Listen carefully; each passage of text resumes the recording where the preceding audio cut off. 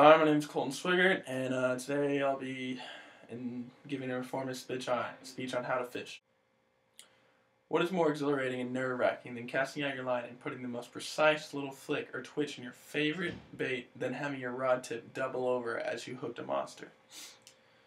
Fishing is a great pastime. It's also a sport, and it's been used for necessity for thousands of years. And you're the saying, give a man a fish, you feed him for a day, but teach him how to fish, feed him for a lifetime. That was coined by Anne Ritchie in her book Miss Diamond.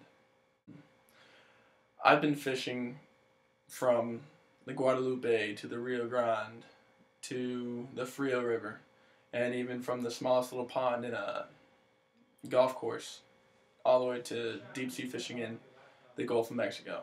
So I know a little bit about fishing, and I've always wanted to be a pro bass fisher as one of my careers as a little kid. So what I hope you can understand from my presentation today are my 4 steps on how to catch a fish. Number 1, what gear should you have? And number 2, how should you cast and where should you cast? Number 3, setting the hook, and 4, reeling in that fish.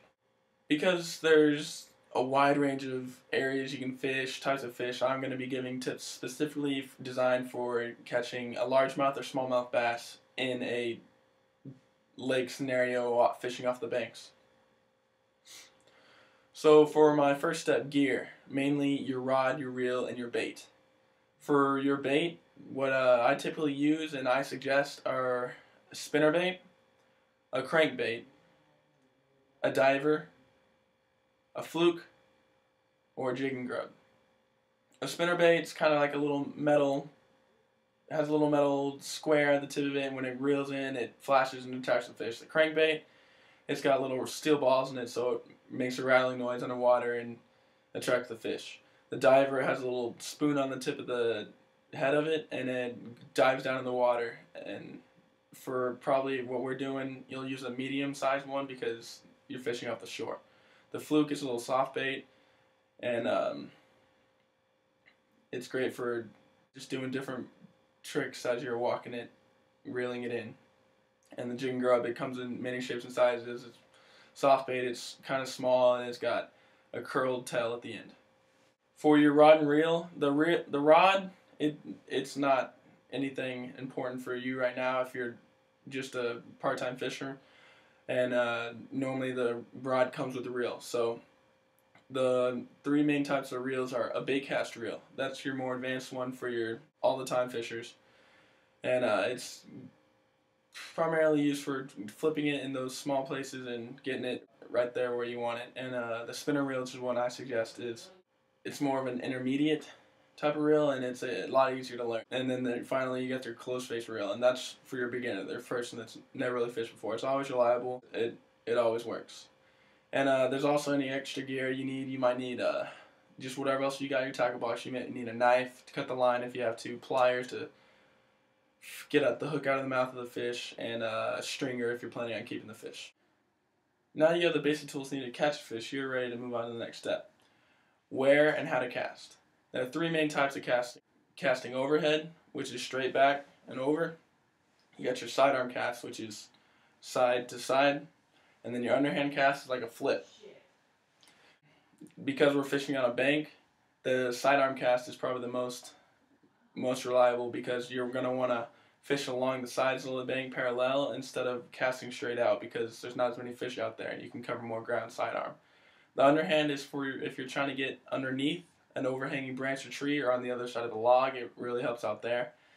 And if you ever get snagged, you never want to just keep pull and yank. It can snap your line. And if you get snagged on an underlying log, you're going to want to walk to the other side of the log and pull it off. So now that you know how to cast, the real skill comes in. Setting the hook is probably one of the most difficult parts because it requires a lot of patience, and you're going to have to wait for the right moment in the feel of the fish. To set the hook, whenever you feel the fish latch on, you're going to want to yank back with not enough force to snap the line or lose the fish, but you want to give it a pretty good jerk to set that hook in the fish's mouth. The fish may toy with you at first just by nibbling at it, so just wait a little while until it completely engulfs the bait. And you'll feel that when there's a big tug on your rod. So after you've hooked the fish, your heart should be racing, adrenaline pumping, don't know what to do, you're getting all spazzy. But that's where you need to calm down and reel in the fish. And this may be thought as one of the easier parts, but it's still fairly difficult if you're not doing it right. Because if you're reeling in the fish, you're just reeling it as fast as you can snap the line. The fish may be pulling hard against it, and it'll get away. So what you're going to want to do is at first let the fish run for a while, take some of your line, get tired, and then slowly start to pull back on the rod, and then let go, and reel in the slack. Pull back on the rod and let go and reel in some slack. Just repeat that process. While the fish is getting tired, it'll get more tired and easier to reel in.